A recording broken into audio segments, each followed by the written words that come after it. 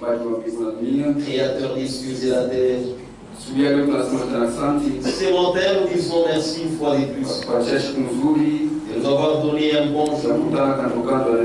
De nous réunir autour de ta parole. Tu as été le premier à y être. Pour nous aider. Je viens devant le Saint, tel que je suis. Mais je sais que le Saint-Esprit va aider ceux qui lui appartiennent. Aide-nous, Seigneur. Moi, je parlerai et ceux qui vont écouter. Toi, Dieu, facilite-nous. Pour que moi qui parlerai et ceux qui m'écouteront, nous soyons tous un. Nous te prions avec foi. Au nom de notre Seigneur Jésus-Christ. Amen. Amen. Soyez-vous. Et Dieu vous bénisse.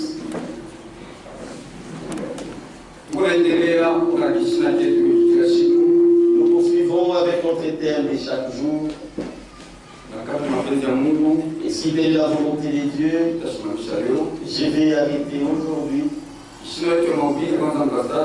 Le thème de la prédication depuis le mercredi, encore une fois, Seigneur. Dit Mara ingine tena Bwana.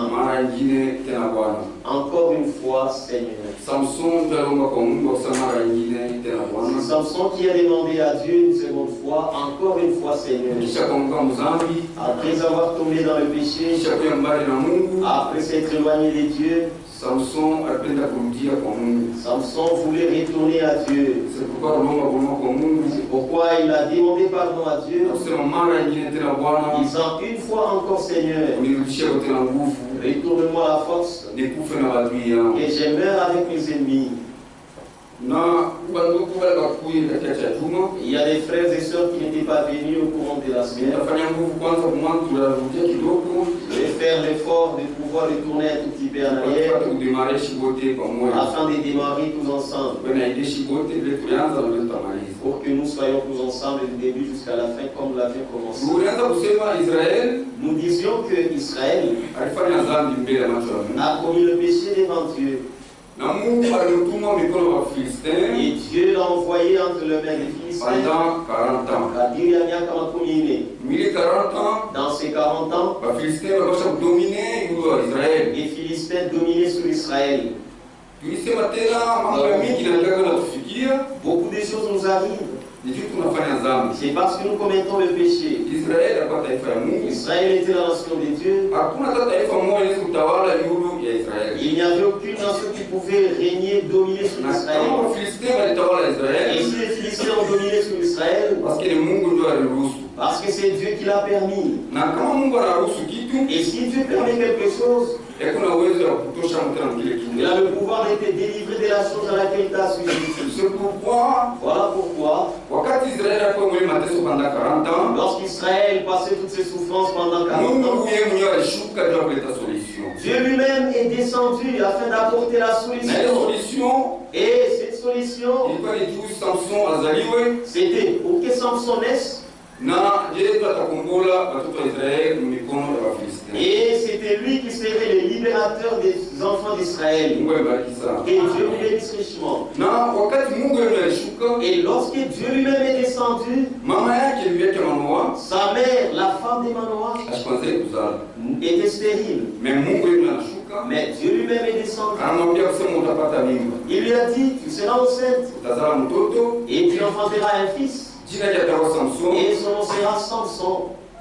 C'est lui qui va délivrer Israël. Et il y aura un secret disant que les rasoirs ne passera jamais sur sa tête. Toute sa vie. Parce qu'il sera naziréen. Et Dieu vous bénisse. Sa mère a écouté. Et Dieu il a permis que Samson naisse. Lorsque Samson était né, sa mère commença à lui raconter. Samson, Toi, tu n'es pas comme tous les autres. Toi, tu es un fils spécial. Tu es venu dans ce monde pour une mission. Tu n'es pas venu dans ce monde pour jouer. Je te dis deux choses que Dieu m'a parlé. Que c'est toi qui vas délivrer Israël. Et tu as un secret. Et ce secret sera la victoire qui va te permettre de vaincre les Philistins. Pour dire que dans toute ta vie, tu vas garder ce secret. Que le rasoir ne passe jamais sur ta tête. Tous les jours que tu passeras sur cette terre. Et Dieu bénisse richement. Et c'était ça l'objectif pour lequel Dieu a envoyé Samson. Et un naziréen, qu'est-ce que cela veut dire? J'ai lu dans les dictionnaires. On dit celui qui est séparé des autres et celui qui est mis à part et consacré pour Dieu.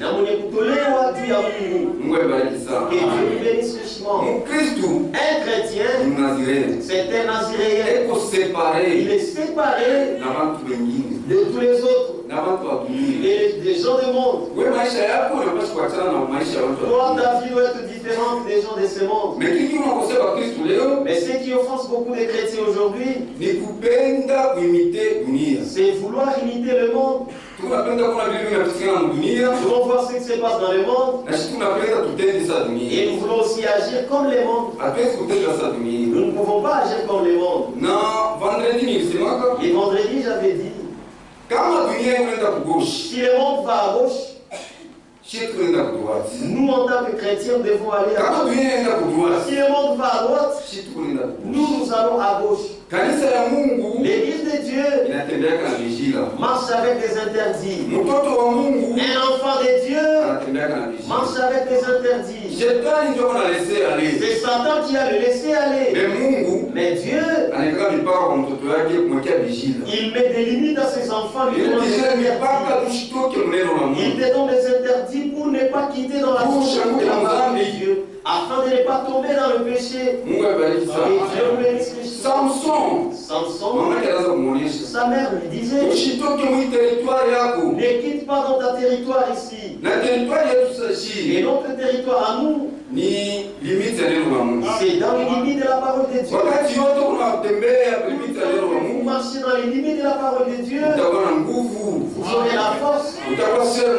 Tu seras une bonne sœur, tu seras un bon frère. Et le monde va témoigner que celui-ci est un bon frère. Parce que tu marches dans les limites de la parole de Dieu. Ici où nous sommes, nous ne sommes pas fanatiques de l'homme. Nous nous connaissons tel que nous sommes là.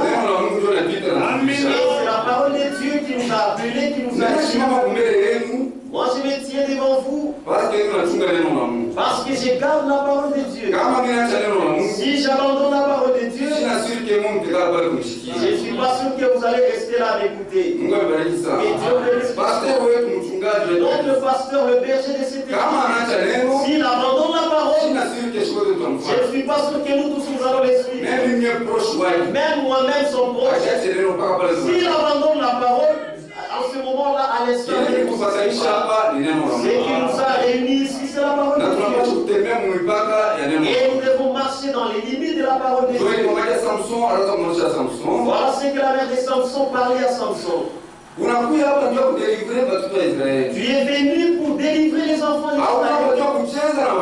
Et pas ici pour blaguer avec les Philistins. Et ce secret ici n'en parle à personne jusqu'à ce que tu quitteras ce monde. Et Dieu bénisse richement. Abraham avait dit à l'autre, nous ne pouvons pas cheminer ensemble. Ici, nous devons nous séparer. Si toi tu vas à gauche, moi je vais à droite.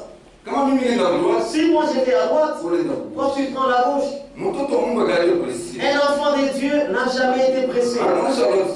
Il a dit à l'autre, choisis. Si tu es du monde, tu vas choisir les mondes. Si tu es de Dieu, tu vas choisir Dieu. Comme l'autre. Ses yeux étaient fixés sur la monde. Même si tu es ici, ma soeur, tu es ici, mon frère, n'amène pas les charniers et que ton esprit dans le monde. Si nous changeons les Écritures, toi aussi un jour tu changeras, tu seras du monde. Parce que c'est là que ton esprit était. Voilà ce que Samson a fait. Samson a donné à Dieu toute sa force. Mais il n'a pas voulu donner à Dieu tout son cœur. Son cœur, il l'a amené chez les femmes. Mais il s'est vanté de la force. Seigneur, merci. Bon accent. Tu as beaucoup frappé les filles. Tu m'as beaucoup aidé. Mais le cœur, il a aimé la femme. Que Dieu bénisse.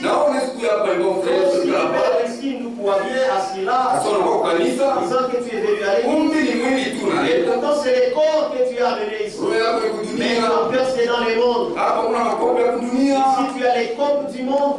Il y a un projet d'épouser une femme du monde. Mais tu viens ici, tu apportes à Dieu ton corps. Voilà ce que Samson a fait. Et pourtant, les enfants de Dieu, nous ne pouvons jamais faire cela. La mère de Samson, parlez tout cela à Samson. Encore une fois, Seigneur. Lisons dans la prédication. Il y a les 49, 63. Page 8.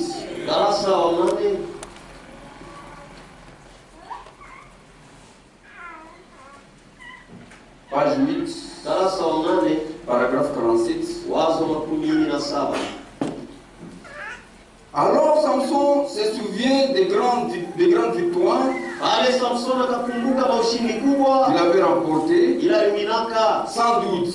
Il se souvenait que quand il était un petit garçon, Dieu l'avait confirmé.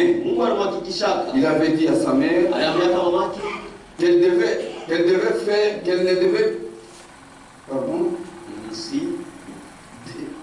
il dit à sa mère qu'elle ne devait faire ne peut boire des liqueurs fortes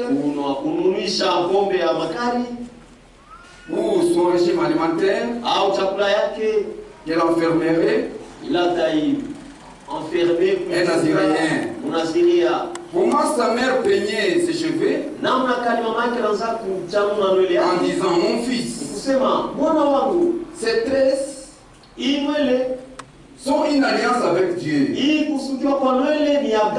là que réside ta force. Ne dévoile jamais cela. Ne dévoile jamais ton secret.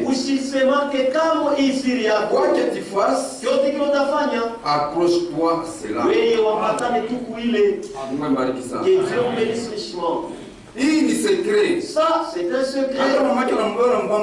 Même quand sa maman peignait ses cheveux, elle rappelait chaque fois. Quoi que tu peux faire, mais la seule chose que tu ne peux jamais faire, ne dévoile jamais ton secret. Et ce secret, c'est dans les tresses de tes cheveux. Mais Samson, lorsqu'il grandissait, nous savons quand quelqu'un grandit, il finira toujours par épouser une femme. Il s'est dit, voilà, je suis devenu mature. Je dois avoir une femme. Papa, je suis allé du côté des Philistins. J'ai trouvé une femme. J'aimerais que vous me la preniez à mariage. Ses parents lui ont conseillé. Samson, Est-ce que tu ne vois pas une femme parmi les femmes, les filles de tes frères? Parmi ton peuple, tu ne vois pas une femme? Samson a dit, moi, c'est seulement cette femme-là. Je l'aime beaucoup. Prenez-la pour moi, mariage. Que Dieu vous bénisse. Et voilà les débuts de la suite de Samson. Parce que toi, tu es venu pour dominer sur les Philistins. Tu vas du côté des Philistins. Le Philistin n'était pas là pour blaguer avec Samson. Le Philistin était là pour les dominer et les tuer. Et sachez que si vous quittez de l'autre côté, tu vas du côté des ennemis, sache que c'est la mort que tu cherches. Et Dieu va t'utiliser. C'est tout le temps que tu es dans son territoire. Si vous quittez le territoire de Dieu, tu abandonnes Dieu. Et Dieu va t'abandonner. Et Dieu te bénisse. Dieu va te quitter. Tu vas paraître une bonne sœur. Tu vas paraître un bon frère. Mais à l'intérieur, c'est vide. Et Dieu vous bénisse. Samson aima une femme du côté des Philistins. Nous allons lire une chose. Nous allons tout lentement. Samson, où est ta force? Samson, nguvu yako inaenda wapi? Page 7. Karasa wa saba.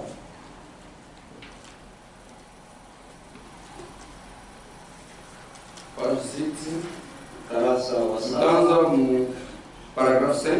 Commençons à son 5e paragraphe. Katika paragraphe ya 7. Akawazo yake ya saba. Tulisoma tena mkadiri ya juma. Nous avons lu au cours de la semaine. Et comme je l'ai dit, Samson et Delilah ressemblent beaucoup à l'église. J'aimerais les comparer comme cela ce soir. Samson était un grand homme. Tant qu'il suivait le Seigneur. Et tant qu'il observait les commandements de Dieu. Et qu'il marchait avec Dieu. Dieu Mungu abariki sana. Mungu atakutumia. Dieu va t'utiliser. Ni mpaka unashika maagizo yake. C'est seulement si tu observes ses lois. Et ce qu'il a fait comme l'église. Na kile alifanya sa kanisa.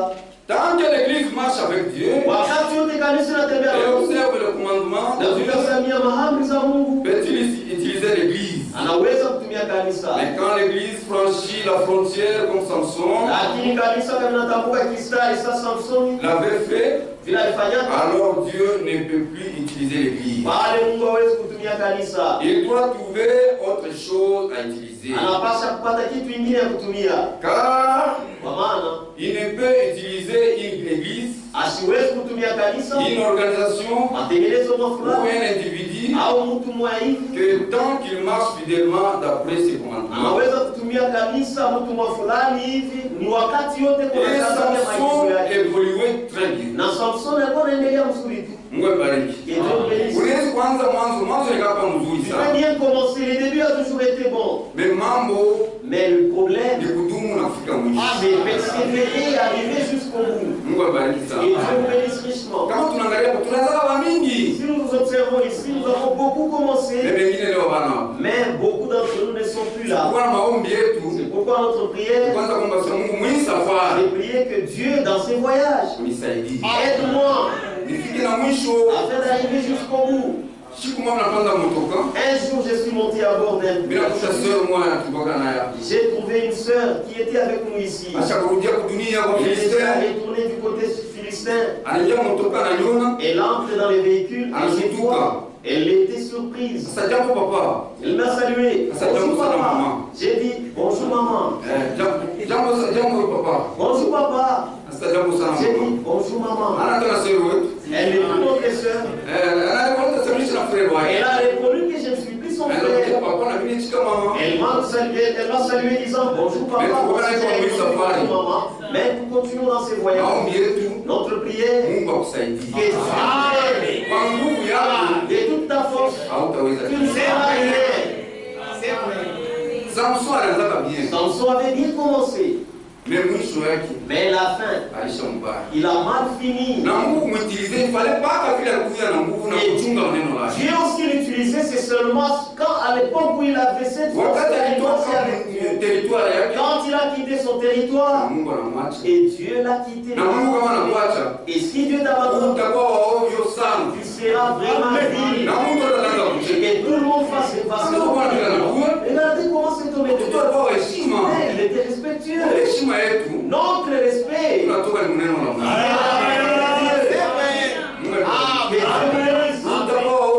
Tu seras vraiment inutile. Donc quand tu as parlé de la sauvetage, tu ne seras pas comme tous les autres. Et toi ici, tu n'es pas comme tous les autres. Mais si tu abandonnes la parole de Dieu, tu seras comme tous les autres. Que Dieu nous bénisse richement. Amen. Et quand il s'est mis à flirter, il a eu des ennuis. C'était son premier pas pour rétrograder. Et je pense ce soir que c'est le premier pas de l'Église pour rétrograder. Quand elle se met à flirter avec les incroyants, cette femme philistine était une croyante. Et Samson fut attiré par sa beauté.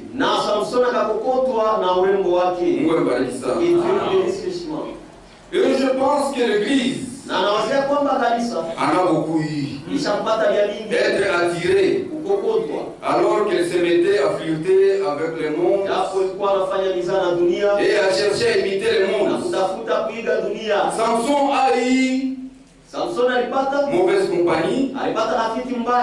Et vous pouvez toujours vous rappeler que dès que vous avez une mauvaise compagnie, vous êtes en dehors de la volonté de Dieu.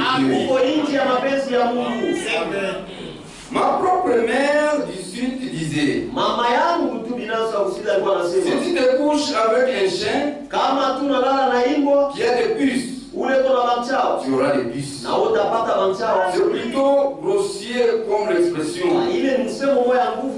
mais ça a beaucoup de bon sens, chaque jour, vous ne pouvez simplement pas vous associer avec les choses du monde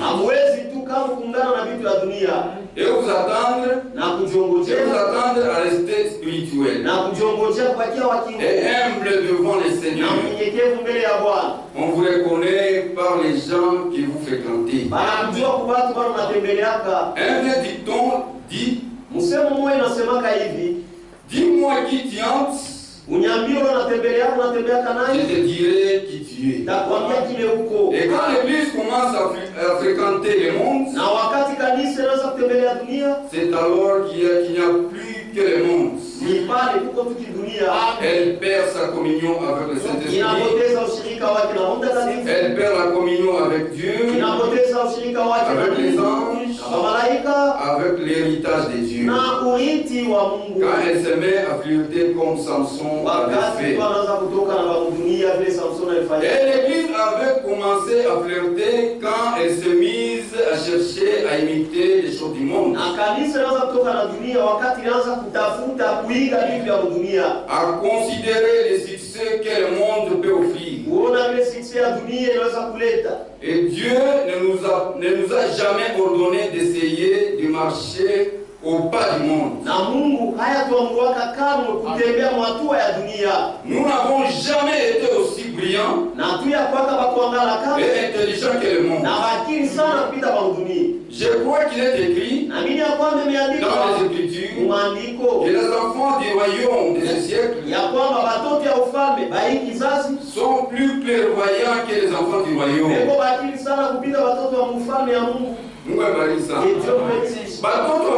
Les enfants du monde, les Philistins,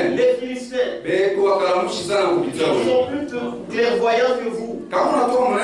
Si vous quittez la parole de Dieu, il te dit allons voler. Toi, on va t'attraper. Il va sauver les murs, il va on va commettre l'adultère. Toi, ça, ce qui est ton problème, c'est là. Ils sont plus clairvoyants. Et Dieu bénisse richement. Ils sont clairs dans les mal. Mais toi, tu es clair. C'est dans les affaires de Dieu. C'est toi qui es clairvoyant, puisque parce que ta manière de voir tes conduites d'hier. Ils sont plus clairvoyants, intelligents. Et ça a été ainsi depuis Caïn et Abel. Or, le motif de Delilah était de découvrir la puissance. Et c'est là qu'elle pouvait les détruire.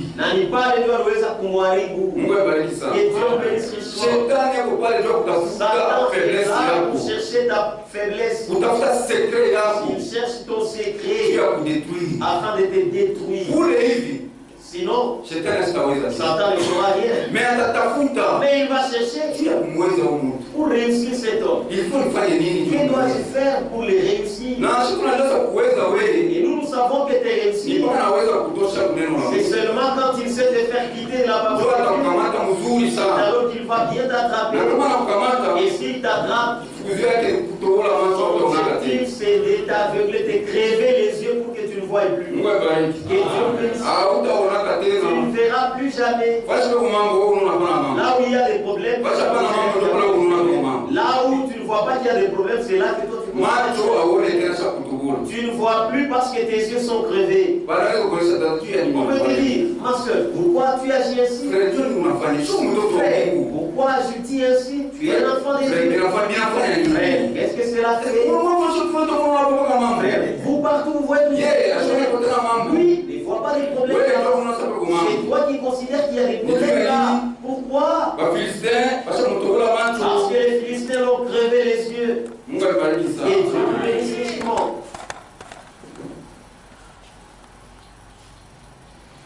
Après qu'il aurait découvert sa puissance, et c'est ce que le diable cherchait à faire avec l'église.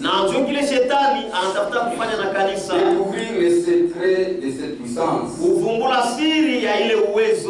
Mais les cordes catholiques avaient été brisées quand Dieu suscita Martin.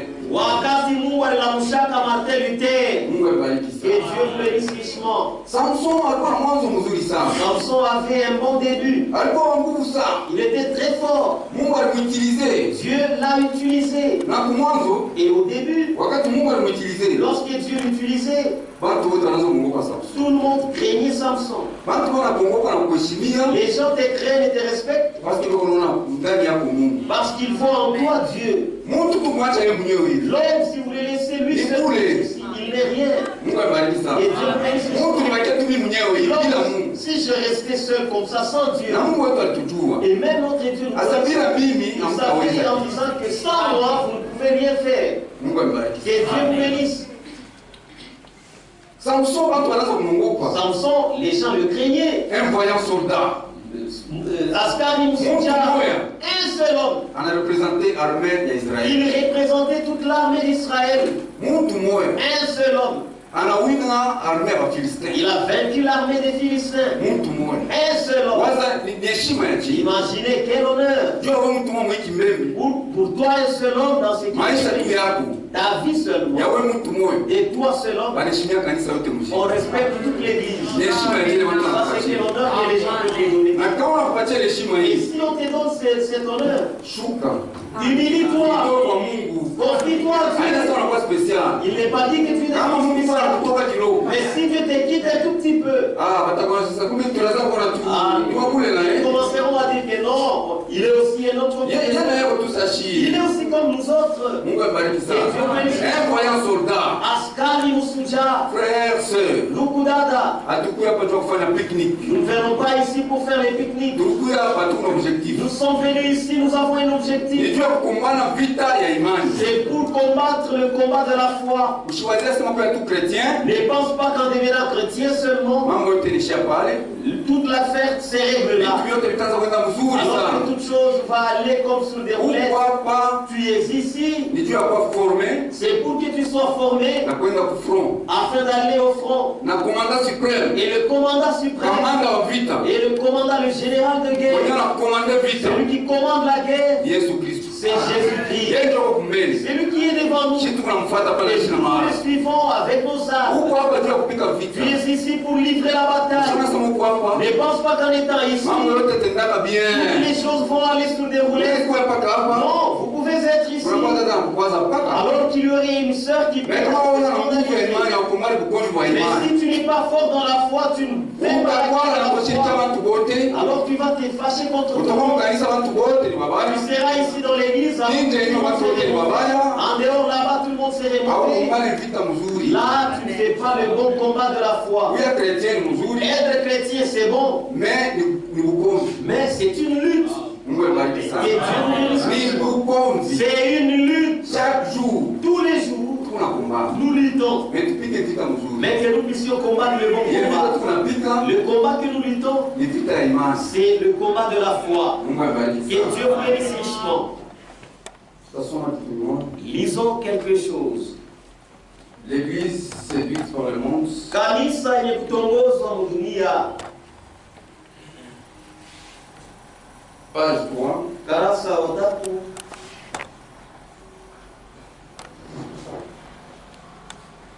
Page 3. Karasa wa 3. Paragraphe 8.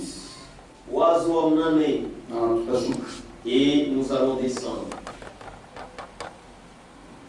Rappelez-vous, nous ne sommes pas à un pique-nique. Nous sommes plutôt sur un champ de bataille. Bien que j'en pense qu'une fois, devenir chrétien, c'est tout. Ce qu'il leur fallait faire. Et le problème est réglé. Pour toujours. Non. Et que comme ils sont chrétiens, il ira comme sur des roulettes. Ne vous mettez jamais cela en tête. Car si je suis venu chrétien, c'est pour combattre. Pour combattre le bon combat de la foi. Si je suis devenu chrétien, c'est pour aller au front. Nous sommes des soldats chrétiens. Et nous devons être formés et entraînés. Nous devons connaître toutes les tactiques de l'ennemi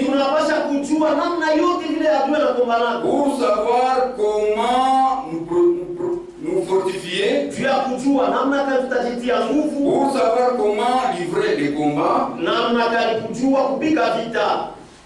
Et nous ne pouvons les faire qu'au fur et à mesure que le Saint-Esprit nous révèle. Nous ne pouvons pas adopter ce que d'autres nations nous disent. Lorsque nous allons à la guerre, adopter certaines de leurs idées. Mais nous devons adopter nos propres idées. La façon dont le Saint-Esprit nous dirige. Et les idées que lui nous donne. Et c'est lui le commandant en chef de l'armée des chrétiens.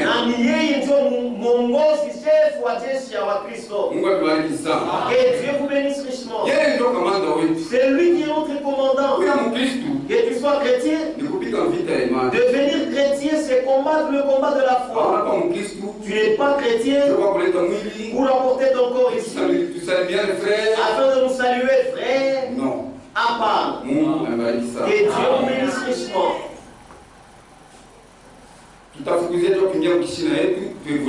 Nous allons aller vite afin de retourner dans notre terme et de bien évoluer. Et nous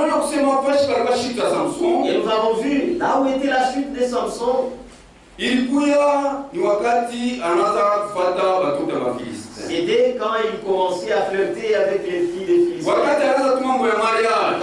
a commencé cette affaire des mariages, c'est là que la chute de Samson a commencé. Mon frère, ma soeur, la vie des femmes n'est pas une bonne vie. Ça fera que tu sois rétrograde. Ça fera que tu sois vil. Ça fera que toute la force que tu avais, plus la force de prière que tu avais, ça finisse. Tu verras que tu venais à l'église et tu commences à t'absenter. Tu t'asseyais devant et tu commences à t'asseoir. Et puis au milieu, tu t'avances jusque-là. Tu es près de la fête, tu es arrivé au fond. Tu es au fond, prochainement tu es dehors. C'est ça la vie du péché. Et Dieu bénisse richement. La vie du péché fait que l'homme puisse fuir de la présence de Dieu. Tu ne pourras pas venir rester ici aussi longtemps que tu l'as. Tu commenceras à considérer que toute la prédication, même si c'est un enseignement, qui sort de la terre, toi tu penseras que c'est toujours toi qu'on parle contre toi. La bête qui sort de la mer. Toi tu vas penser que c'est toujours toi qu'on parle. Toi c'est la vie de péché. Samson. Père, moi je vois seulement celle-là. Mon fils, parmi tes frères ici, il y a des belles femmes. Celle que tu as vue là, c'est là. Seulement tu vas souffrir. Celle que tu considères des manches, elles ont Dieu. Tu vas te reposer. Samson a dit, moi je l'aime beaucoup. Moi c'est seulement celle-ci. Sinon je risque de me pardonner. Un enfant de Dieu ne peut jamais avoir un enfant de Dieu discerne toujours. Pourquoi mon père a dit ceci? Pourquoi ma mère a dit ceci? Et Dieu vous bénisse. Et vous savez qu'un homme ou une femme, quand elle aime, ou il aime complètement. Et Dieu vous bénisse. C'est-à-dire il a aimé et c'est mais que ça ne soit pas cela pour nous l'enfant de Dieu. Et Dieu vous bénisse. Pour nous enfants de Dieu, pas des choses comme cela. Nous, si nous aimons Dieu, nous l'aimons. Rien ne peut nous retourner à la terre. Mais les choses du monde, si ça ne va pas, je vais retourner. C'est comme ça qu'un enfant de Dieu ce n'est pas que j'aime et je l'aime pour de bon. Non, non. Et Dieu, moi j'ai mon frère qui est parvenu à se verser. Il a acheté les mazout avec son propre argent afin de se tuer à cause de la femme. Je disais, nous lui donnons tout nos cœurs, toute notre âme et même tout notre être. Tout nous confions ça à Dieu. Nous ne pouvons pas prendre nos cœurs afin de donner à un homme. Non. Au moins que tu sois païen. Il a sorti son argent et il a acheté il a acheté les carburants. Et il s'est versé. Et il a allumé les feux. Il a posé la question, non, c'est parce que la femme m'a dit. Pour lui, c'était final. Il a aidé Samson. Voilà ce qui est arrivé. Mon père, moi je ne vais pas l'abandonner. Non, non.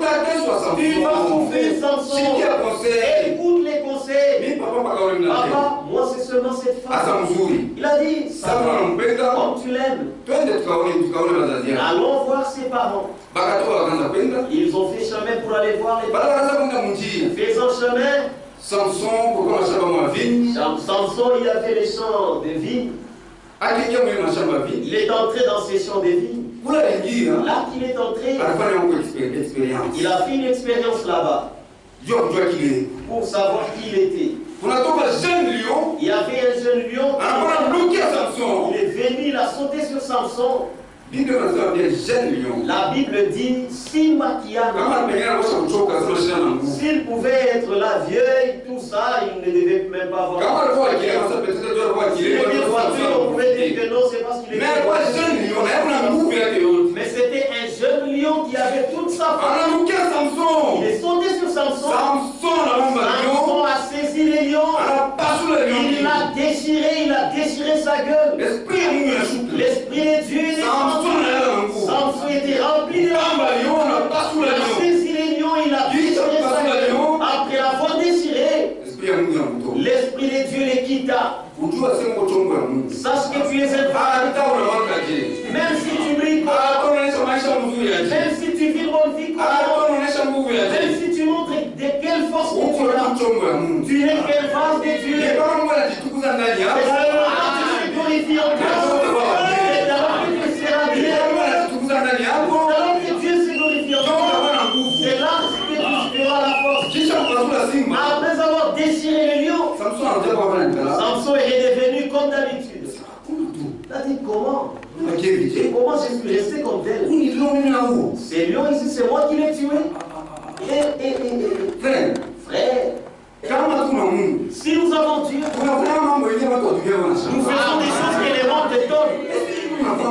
Et tu sais que vous faites ici, comment vous réussissez avec Dieu? Mais si vous me posez la question, mais c'est comment moi je réussis? Pourquoi tu fais ceci? Il y a quelqu'un qui m'a toujours posé la question. J'aimerais te poser une question. Vous entrez mardi à l'école, mercredi, jeudi, vendredi, dimanche. Non mais comment vous vivez? Vous voyez comment ça a dépassé le monde. Et il y a d'autres, il faut qu'ils se réveillent à 5 heures. Jusqu'à 20 heures pour avoir un slipa de 5 heures. D'autres à 5 heures. Jusqu'à 20 heures. Il retourne et il passe plus affamé. Maintenant, vous, je vois même vos frères, je vois même vos frères. À 14 heures, vous faites des magasins fermés, ils sont pressés. Mais comment vous vivez? Mais comment vous mettez? Alors, si vous posez une question, j'ai toujours répondu, je ne sais pas. Je ne sais pas. Comment nous vivons? Mais nous vivons et si vous en aurez Dieu, Dieu sera avec vous. Amen. Dieu sera toujours avec vous. Il sait que mon fils, aujourd'hui c'est mardi, il ira à la prière. 6 heures, on fout le magasin. À 6 heures, il ouvre sa boutique. Il dit, mais tu as passé la nuit. Va acheter les trucs. Il vient chez toi. Il achète le ton. 9 heures. 10 heures. 13 heures. Tu vois qu'il y a 14 heures. Et les gens ne viennent plus. À 15 heures, les gens ne viennent plus. Non, d'ailleurs, Dieu merci. Il retourne, il ferme. Il dit Dieu c'est quand tu étais à gauche, Dieu avait déjà pris soin. Un enfant de Dieu cherche. Mais il ne recherche jamais. Rechercher avec la torche partout, façon d'apprendre. Un enfant de Dieu, c'est un homme. Si Dieu veut te donner, il va te donner la nourriture sur l'assiette. Et tu passes bénéfice du roi. Que Dieu bénisse. Un enfant de Dieu ne recherche pas. Il cherche. Mais il ne recherche pas. Partout on dit qu'il y a de l'argent, même s'il y a des lions. Quand tu y vas, s'il faut mourir, que tu meurs. Parfois on dit non, là on fusille les gens. Tu ne risques rien à rien. Un enfant de Dieu n'a jamais été l'orage. Tu arrives là, tu meurs. Tu vas mourir une mort au cœur. Tu mourras une mort sans Dieu. Un enfant de Dieu, c'est un honorable. Les travail, tu viens, tu travailles et Dieu va me bénir. Je ne peux pas être là à rechercher par Dieu. Fais l'expérience avec Dieu. Si tu fais l'expérience avec Dieu, tu verras que tu n'iras pas loin. Tu ne vas pas Nous avons toujours donné des exemples. Amen. Renforcer notre personne. Moi, j'avais écrit des demandes d'emploi jusqu'à ce que ma vie j'ai écrit jamais. Écris amen ici. J'ai écrit. L'âtre finissait, la main même me faisait mal, tout ça. Un jour, je me suis dit, non, moi, je suis. Comment je peux commencer à. Tout vient de toi. Et là, quand j'avais pris la décision, je l'ai dit ici, partout Lubumbashi, je n'ai pas trouvé l'emploi. Maintenant, je prends la décision d'aller à Kolwezi. J'étais parti. Et Dieu me bénisse, et j'étais diacre. J'ai dit, maintenant là, c'est à Kolwezi. Si tu ne me donnes pas l'emploi, je pars à Kolwezi. Je veux que tu me donnes l'emploi, toujours ici. Et je te sers ici.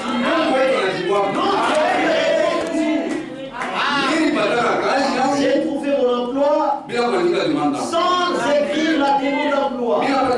J'ai trouvé l'emploi. J'ai fait une semaine d'essai. La deuxième semaine. Engagement durée indéterminée. L'engagement a duré indéterminée. Donc au travail où je suis, même DRH, il ne comprend pas. Parce que c'est lui qui m'a pris au c'est lui qui m'a donné son stylo, il m'a dit j'ai écrit mon nom, il a dit, il a écrit. Non, c'est lui. Parce que moi je problème avec le chef direct. C'est comme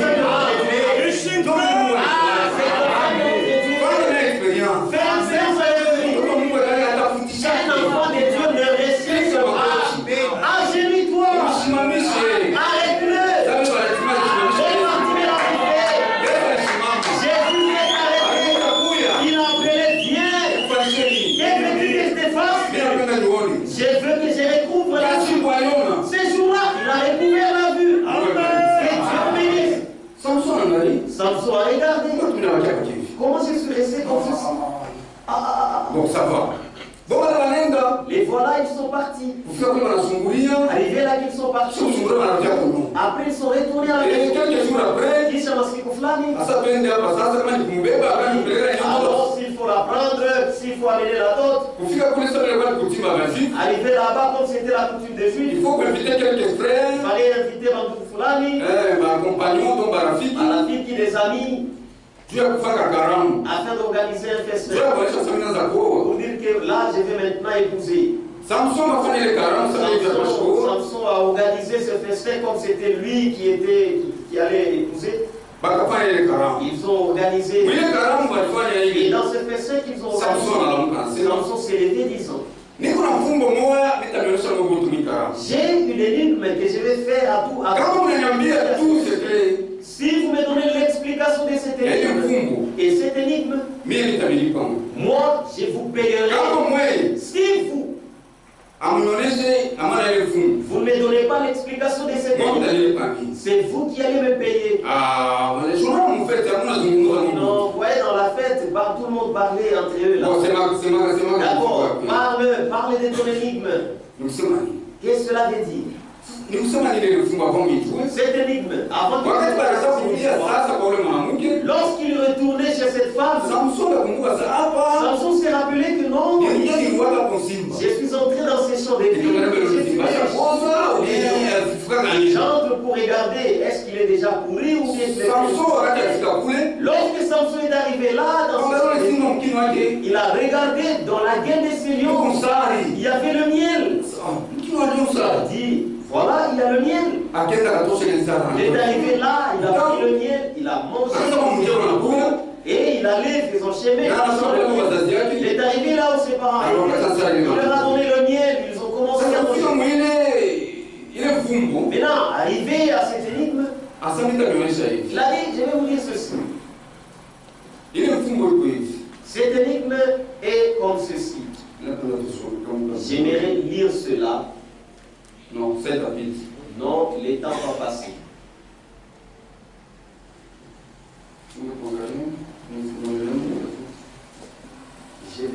chercher. 14, juge 14. Waamuzi sura ya 14. Juge 14. Waamuzi sura ya 14. Verset.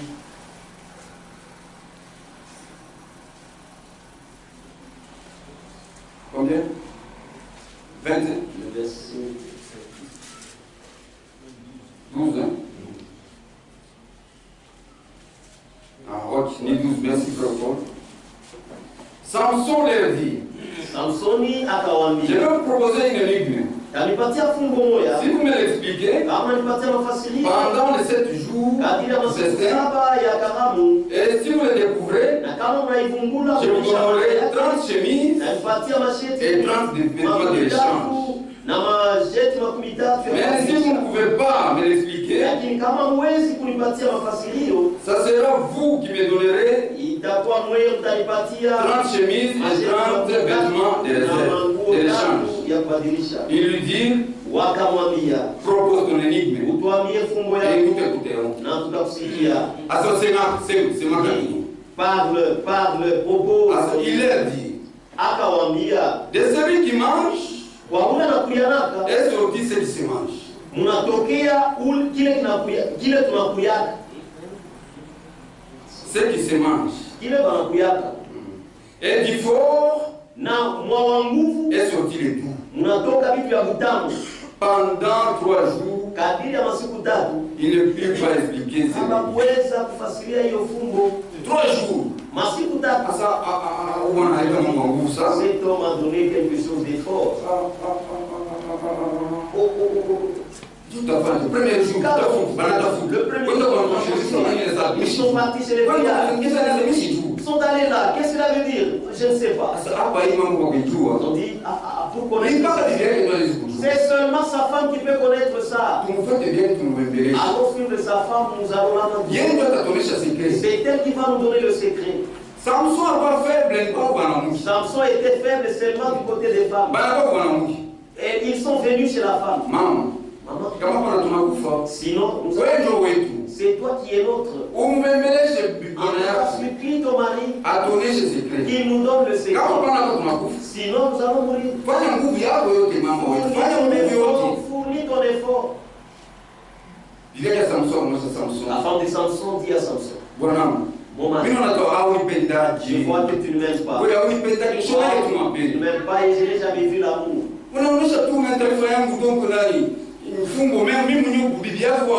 Tu as donné une énigme à tout mon peuple ici, mais à moi, ta femme, tu ne m'aimes pas. Samson, là, il était étant là avec Dieu, il était strict. Il pensait qu'il était strict. Et il lui a dit, d'abord, d'abord mon père. Je suis venu avec eux. Je ne leur ai pas. C'est seulement à toi que je ne te le dirai jamais. Il pensait être strict. Il a dit ça. 6e jour. Il n'y avait rien. 7e jour. Le 7e jour, c'est le sabbat. Le matin. Mon mari, même si tu ne m'aimes pas, tu ne peux pas me donner l'explication de ce secret. Oui, tes parents. Même moi, ta femme. Si tu m'hais seulement, tu ne m'aimes pas. Samson a dit, toi aussi. Voilà, maintenant, je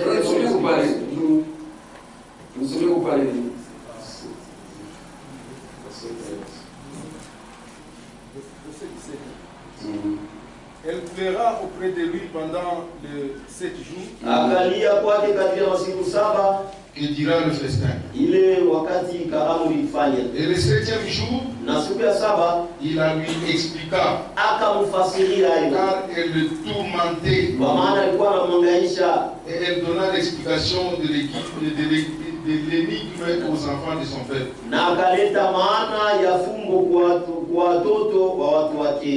Les gens de la ville dirent à Samson, le 7e jour, avant le coucher du soleil, quoi de plus doux que le miel? Et quoi de plus fort que le lion? Et il leur dit, si vous n'avez pas labouré avec ma génisse,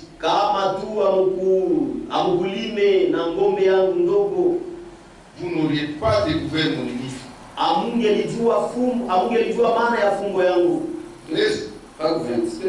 L'Esprit de l'Éternel les saisit et il descendit à Ascalon. Il y tua 30 hommes, prit leurs débris et donna les vêtements de rechange à ceux qui avaient expliqué l'énigme. Il était enflammé de colère et il monta à la maison de son père. Sa femme fut donnée à l'un de ses compagnons.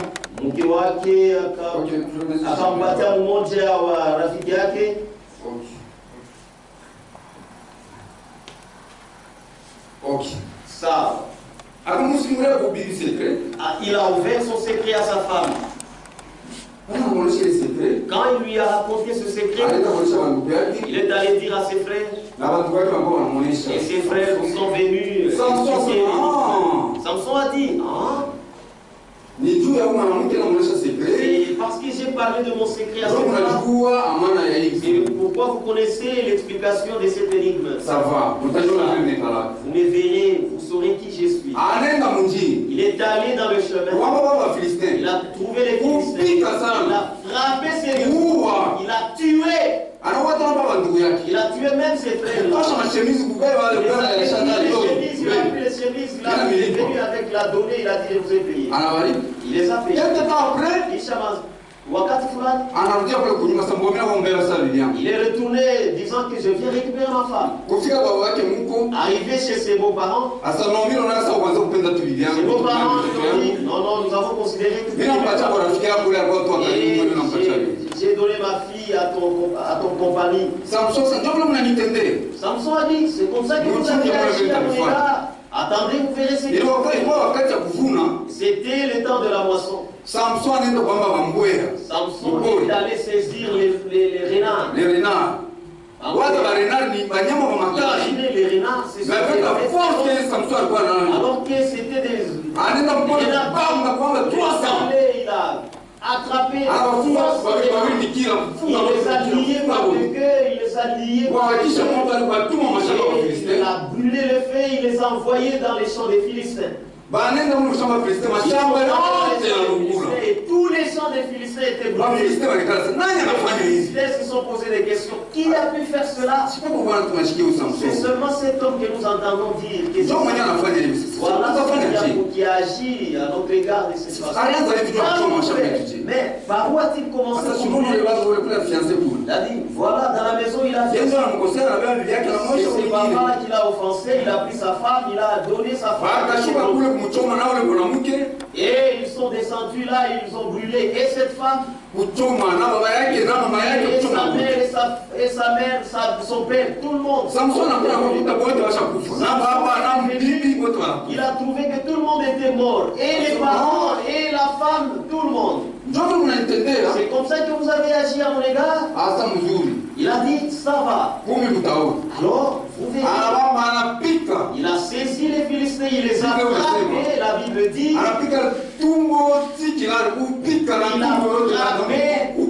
a frappé tellement que ça soit toute la génération, il a frappé. Que Dieu bénisse. Il a frappé sérieusement. Qui est la Philistine? Ils ont dit, cet homme, allons-nous faire pour les saisir, afin de lui dominer. Alors, il doit avoir un secret, cet homme. Cet homme doit avoir un secret. Voilà l'objectif, là où nous allons. Satan va d'abord chercher ton secret Pour qu'il sache comment te donner. Il doit avoir un secret. Alors ici, nous n'aurons pas de secret. Mais alors chez ses frères, c'est eux-mêmes qui nous diront, ils vont nous saisir Samson pour nous. C'est alors que nous saurons. Nous avons essayé par nos propres moyens, nous n'avons pas su. Ils sont arrivés. Nous sommes venus chez vous afin d'attraper et que vous les liez et que vous l'ameniez ici. Et ils étaient là tremblants. Craignez beaucoup les Philistins. Et ils tremblaient. Quand les Philistins avaient fait cela, il est parti se cacher. Eux-mêmes sont partis chez Samson. Qu'est-ce que tu nous cherches chez toi, Samson? Les Philistins nous dominent. Si vous amènez ici, ils vont tous nous tuer. Pour mettre fin à cette histoire, viens notre frère, nous allons te lier nous-mêmes et que nous amenions nous-mêmes à ce que nous restions libres, sinon ils vont nous tuer. Samson a dit, jurez-le moi. Est-ce que n'allez-vous pas me tuer? Ils ont dit, non, nous n'allons pas te tuer, que nous t'amenions seulement. Ça va. Prenez une corde, 2 cordes neuves, liez-moi et amenez-moi là. Et ils ont lié Samson par ses frères. Les Juifs ont livré à leurs frères leur libérateur. Leur libérateur, ils l'ont lié. Pour craindre le problème, ils ont dit, voilà, nous l'avons lié, les voilà, nous l'avons. Ils sont arrivés là, leurs frères ont crié, voilà Samson. Et déjà l'Esprit de Dieu est descendu. Il a brisé ses corps. Il a regardé à côté, il a ramassé les mâchoires. Il a frappé les Philistins. Il a coupé les têtes. Il les a découpés tous. Regardez la force avec laquelle l'homme, Samson, a trouvé seulement une mâchoire.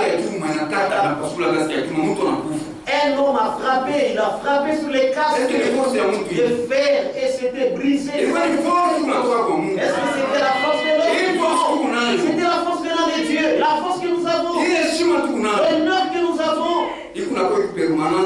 Ça vient de nous parce que ça vient de Dieu. Et Dieu fait ses choix. Il a frappé. En fait des comptes, il s'est fatigué. Il a dit, wow, c'est toi qui m'as donné la force de frapper ces casques. Maintenant, mais voici, j'ai soif. Tu veux qu'il vienne me saisir? Attraper parce que je suis venu pour délivrer Israël. Donne-moi de l'eau à boire. Et Dieu a il a donné la force à Samson. Pendant qu'il avait Dieu, il avait la parole de Dieu. Et les rochers s'est fendu. Samson a bu l'eau. Il a retrouvé la force. Les voilà. Donc ses yeux étaient fixés dans le monde. Il est allé encore dans une maison d'une prostituée. Toi, tu vas provoquer les gens qui veulent te tuer et tu y rentres encore. Il est allé à Gaza. Il a trouvé une autre femme là. Il est entré dans sa maison. Jusqu'à minuit. Les Philistins ont dit, vous connaissez? Voilà, Samson est encore venu ici. Il a encore aimé l'une de nous ici. Maintenant ici, nous allons l'environner afin de l'attraper, de le saisir dans cette maison-là. Ils sont venus environner toute la ville.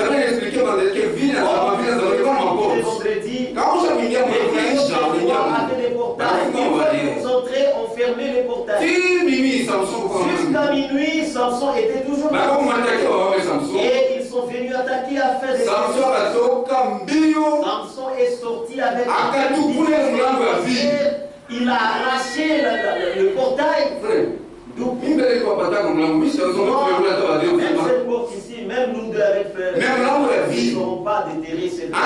Mais imaginez un portail. Il a porté ses portails, montant la montagne. Il monta avec sur la colline jusqu'à arriver au sommet. Les Philistins sont restés. Ils ont dit, non, non, sinon, nous ne serons pas les saisir. Nous ne serons pas. Nous devons déclarer. Quand on n'aura pas découvert son secret, nous ne serons pas. Alors, comme il aimait les femmes, il est allé aimer une autre femme qui s'appelait Delilah. C'est là même la fin. Il aimant la femme Delilah. Dans tout la c'est Delilah qui était leur miss. C'est Delilah qui était leur miss. Malgré qu'il a suivi les autres. Mais la beauté de Delilah, si vous la regardez, non, vous allez tomber. Et Dieu bénisse richement. Delilah. Il aimant Delilah.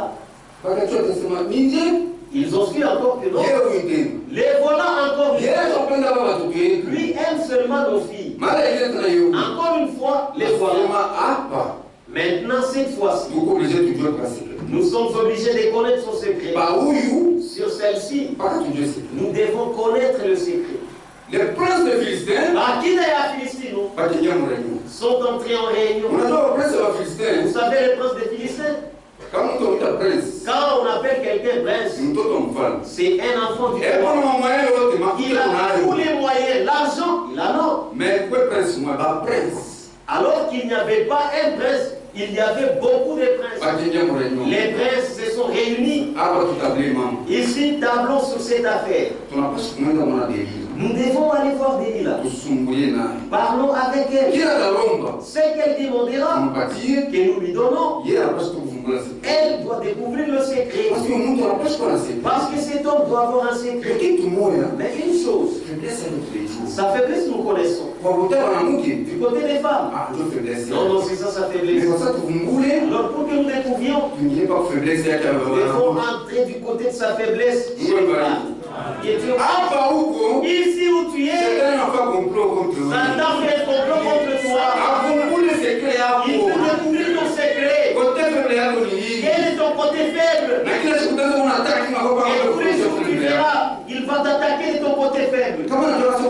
S'il sait que tu es un voleur, s'il sait que tu es un criminel, s'il connaît qui tu es, tu verras que Satan entrera toujours par ta faiblesse. C'est par là qu'il entrera afin de te faire sortir de la parole, afin de te saisir. Il a dit, ils ont dit, non, il doit y avoir et ce secret, nous l'avons cherché de tous nos moyens, mais sa faiblesse, c'est les femmes. Et ils sont partis chez Delilah. Delilah, notre maman, notre enfant, c'est toi là. Si nous ratons ici, maman, c'est fini pour nous. Pour cet homme ici. C'est fini. Maintenant, c'est que nous devons. Les princes, dès que tu nous vois ici, celui-ci va donner 100 000 $. Nous allons tout mettre ensemble pour toi uniquement. Afin de découvrir le secret de Samson. Et plutôt il y a Samson. Et Samson. Delilah a dit, mais c'est ça. Mais avec ma beauté que vous voyez là, est-ce que vous pensez que Samson ne peut pas? Cette compétition-là, n'est-ce pas? L'autre là qui était organisé, vous me connaissez pas. Réunissez pour moi ces montants. Et Dieu bénisse. Réunissez cet argent. Ni petit problème. C'est un petit problème. Une messe à faire. Tu sauras. Il a dit, c'est une messe à faire. C'est une messe à faire. Frère, la vie des femmes. Tu vas dévoiler tout ton secret et tu seras mise à dévoiler. Tu iras chez une prostituée, tu donneras tout le secret de ta femme et tu seras considéré d'un faux rien. Et Dieu bénisse richement. Il a dit ça. Samson est venu. Viens Samson. Viens Samson, je t'aime beaucoup. Samson a dit, tu m'aimes? Vous les Philistines, vous ne jouez pas avec le péché. Vous vraiment. Laodicea. Vous vraiment. C'est seulement des prostituées. Samson, non, je t'aime. C'est seulement avec un homme comme toi, tu dois avoir une belle femme.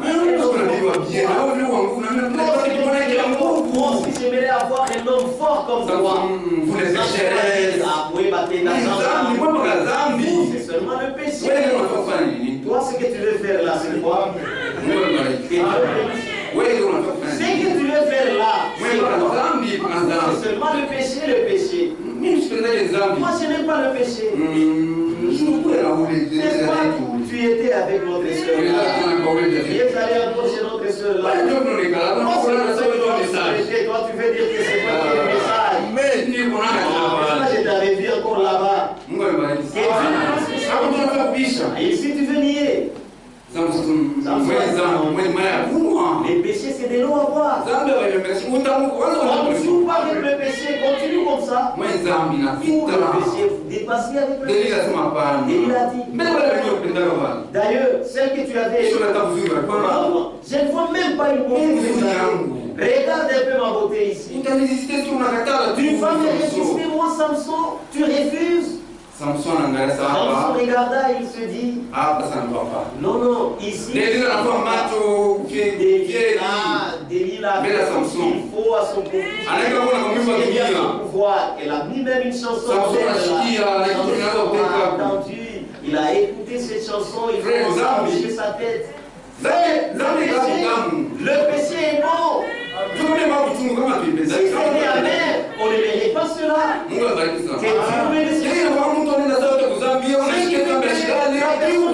Le péché, chaque jour il les donne même pas, c'est parce que c'est bon. Ce qui est bon, ça doit t'attirer. Samson commence à entendre la chanson. Délila a dansé là. Dans votre monde là, vous connaissez. Spécialiste dans des danses comme ceci. Ok. Ça. Continue avec ta musique là. Continue. Il a dansé jusqu'à ce que Samson est arrivé au point qu'il s'est ennuyé.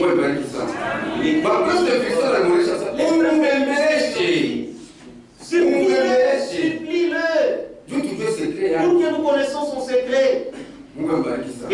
Samson est arrivé au niveau de s'enivrer. Il était ivre de Délila. Pardonnez-moi, je vais sauter une partie.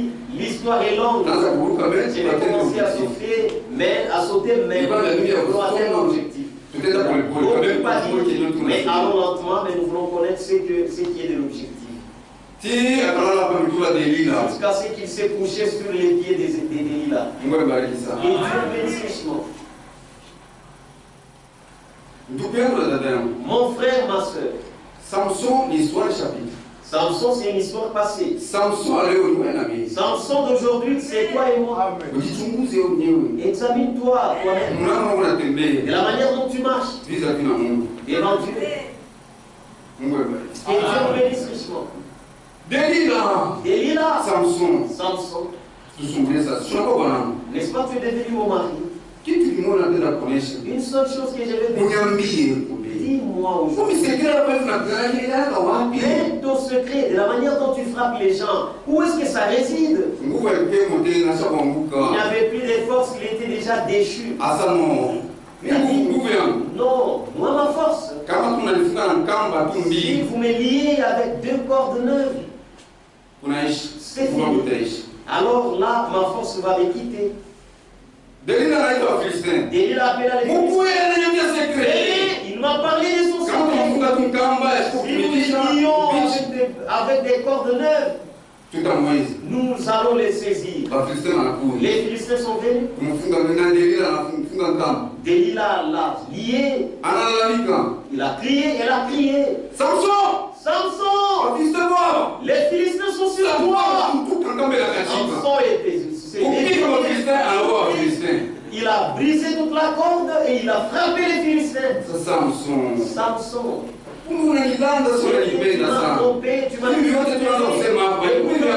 raconté ici, c'était faux. Tu ne m'as rien fait. Tu ne m'as rien dit. Dis-moi ton secret, Samson. Ta force réside où? Moi je suis ta femme, dis-le-moi. Moi, c'est comme ça seulement. Maintenant, on me lie avec une corde qui n'est pas. Si vous me liez avec une corde, vous voyez le péché, vous allez commencer à vous essayez jusqu'à ce que vous affaiblissez. Vous vous affaiblissez. Un jour, vous allez céder. C'est pourquoi nous avons toujours dit au tu te dis que non, c'est que cet homme est en train de faire. Non, ne fais pas échanger là pour ça, un jour tu vas tomber. Si vous me liez seulement avec ça, on l'a lié. Samson! Les Philistins sont sur toi. Il a encore brisé. Il les a frappés sérieusement. Il a dit, cette fois, je ne le fais pas pour que tu meurs, mais je voudrais que tu prouves ton amour envers moi. Toi, tu penses qu'il faut non, ce n'est pas des faits. Moi, j'aimerais voir la preuve de ton amour. C'est qu'elle cherchait, c'était découvrir le secret de Samson. Et la Bible dit, il y a une pire chose qui dépasse la mort. Si c'était une femme qui soit un piège. Disons cela si je peux les rappeler. Regardons dans Moubiri.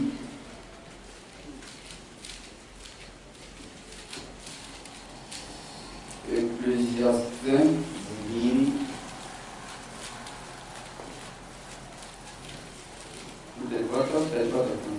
Je vais retrouver cette écriture. Donc, Ecclésiaste chapitre 7. Moubiri sura ya 7.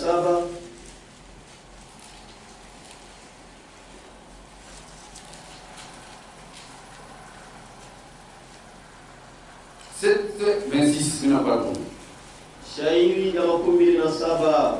Moubiri sura ya 7, shairi ya 27. Et j'ai trouvé plus amer que la mort nilipata kitu kimoja kuchungu sana kuliko lufu, la femme dont le cœur est un piège, mwanamke ule moyo wake ni mteko, et un filet, na makila, et dont les mains sont des liens, na ule mikono yake ni vifungo. Et celui qui est agréable à Dieu, na ile kumpendeza Mungu, lui échappe. Mais le pécheur est pris par elle. Lakini mtenda dhambi yuko na bebwa naye. Hakuna kitu kibaya kinashinda na rufu. Il y a plus la pire chose, la chose la plus que la femme dont le cœur est un piège. C'est comme ça que Delilah est une femme qui piégeait à tout moment.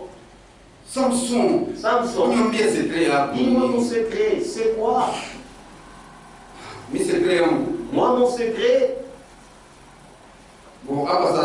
Maintenant, comme on funga tout, si vous liez mes cheveux ici, il a fait cette tresse. Si vous liez tous mes cheveux là, avec une corde de tissu, c'est fini. C'est fini. Et la force va me quitter. Voilà le secret. Les Philistins sont sur toi. Il a encore il les a frappés sérieusement.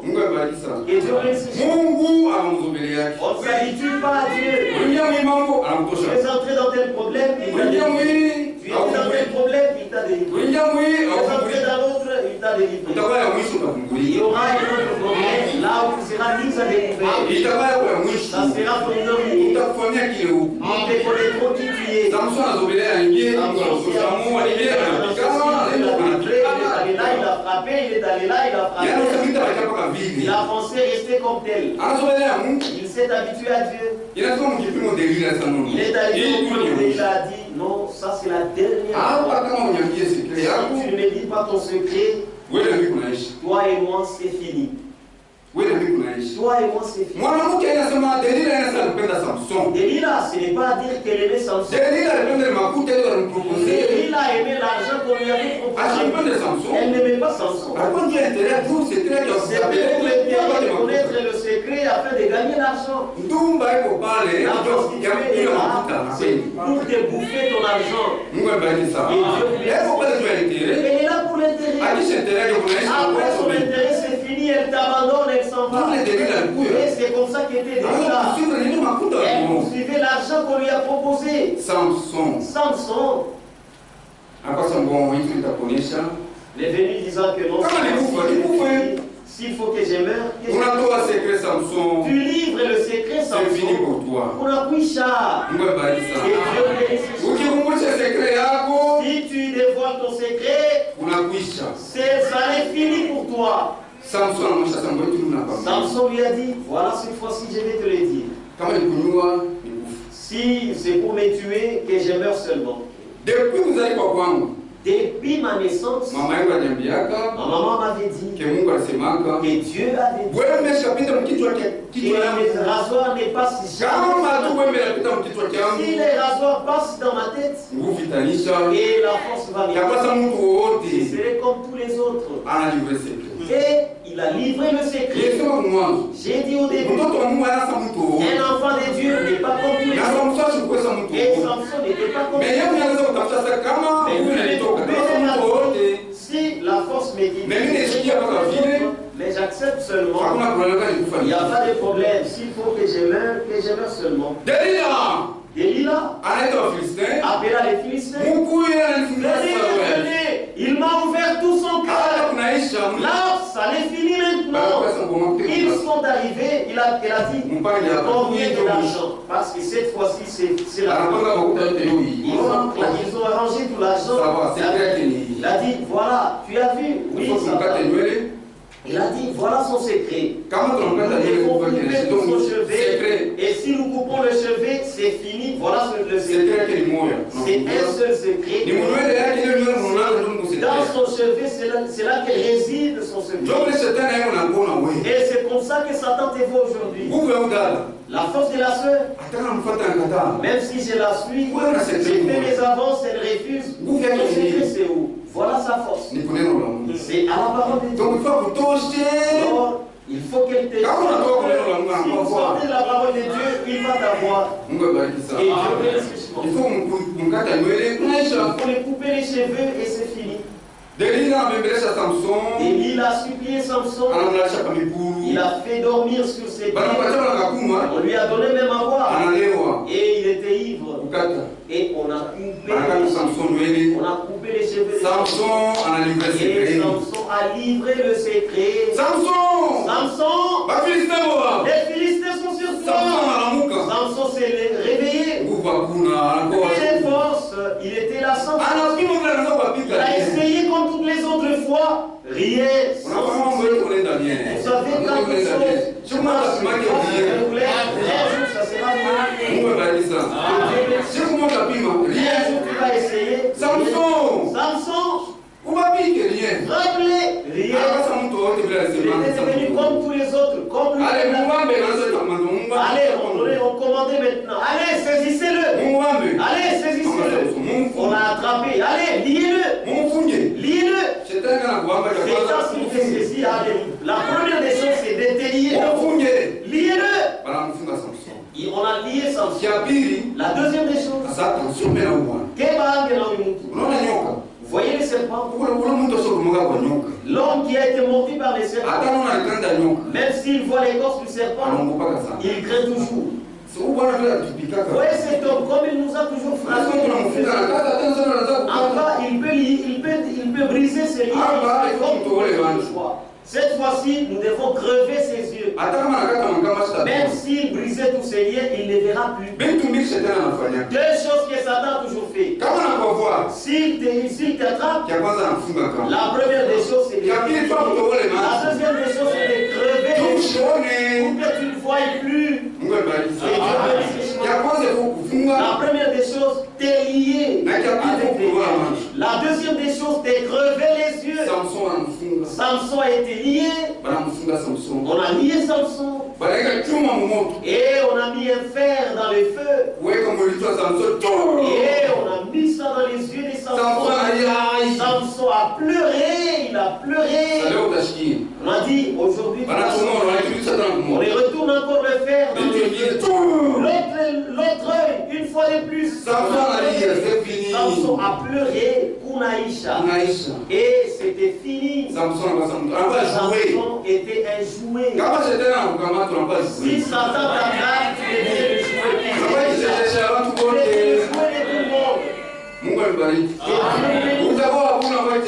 Tu seras le jouet de tout le monde. Samson, il était un jouet afin de faire rire. Et Samson voulait se les gens, les Philistins voulaient se il fallait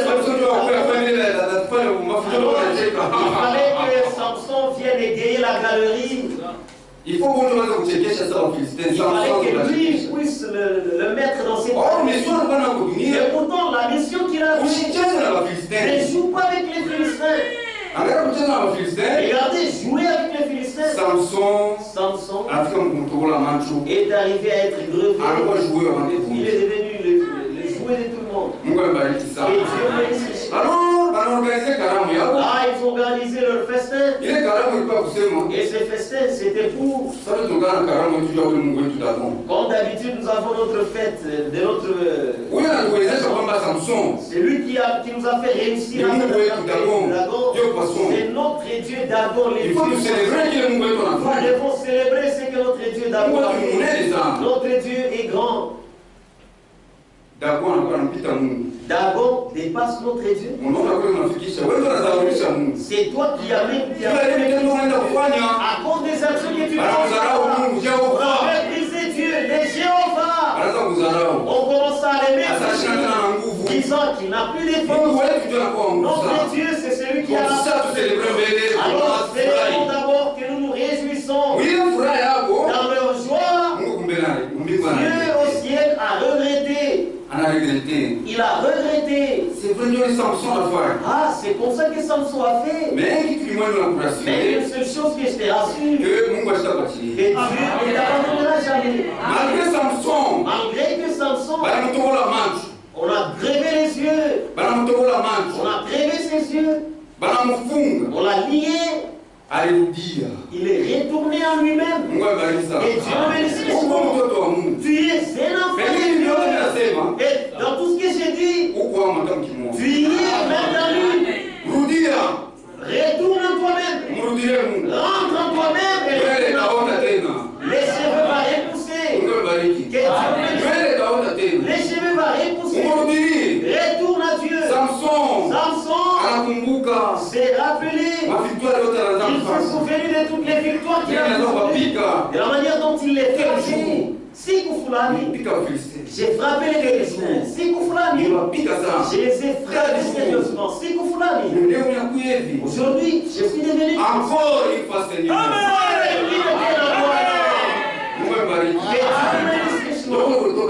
C'est de là qu'est venu ce titre-là. C'est après avoir tombé, il voulait retourner à Dieu. Dieu, c'est moi qui souffre. C'est moi qui est mauvais. C'est moi qui suis mauvais. Mais encore une fois, Seigneur. Seigneur. Donne-moi l'occasion. Cette occasion que je vive encore dans ce monde. Alors, j'ai accepté de mourir. Pour que tu ne sois pas humilié, mon Dieu. Même que je meure avec mes ennemis. C'était ça la décision de Samson.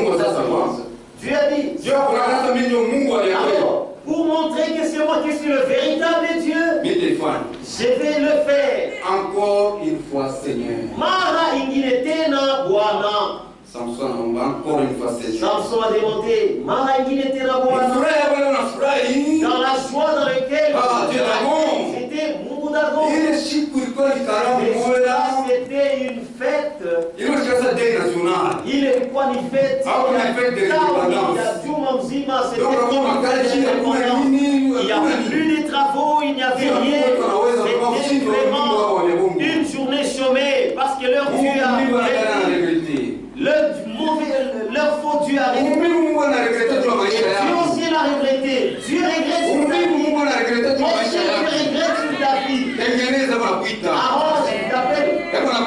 Il t'appelle. Dans leur joie. Ces jours-là, ils se moquaient de Dieu. Ils partageaient le verre. À l'honneur de notre Dieu. L'un après l'autre. Mais l'objectif principal, c'est tout Samson va checker chez pas. C'était pour que Samson vienne égayer. Préliminaire, quoi pas les toilettes, l'animation et tous les autres. Mais moi, qui fit que la technique Samson, Samson. C'était ça, maintenant l'affaire devait bien se passer. Ces jours-là, ils ont méprisé notre Dieu. C'était l'indépendance.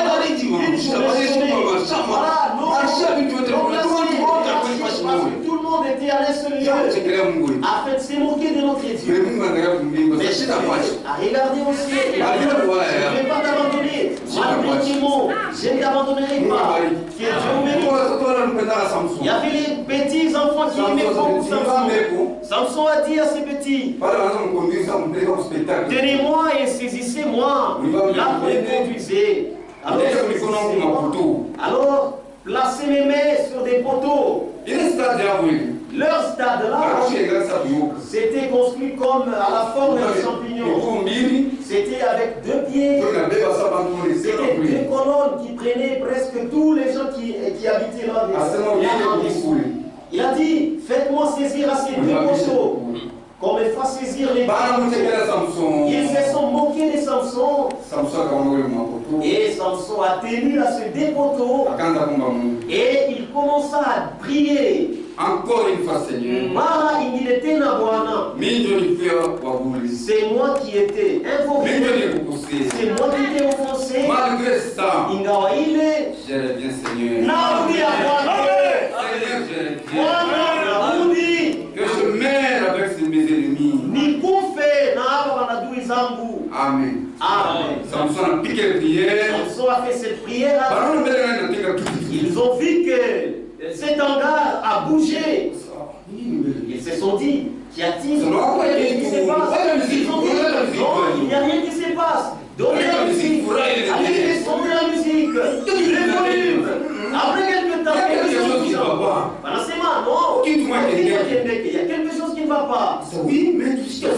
Oui, on a entendu comme ça. Les cheveux commençaient à repousser. Commençaient à retourner la force. Même si tu étais faible, c'est ma peine.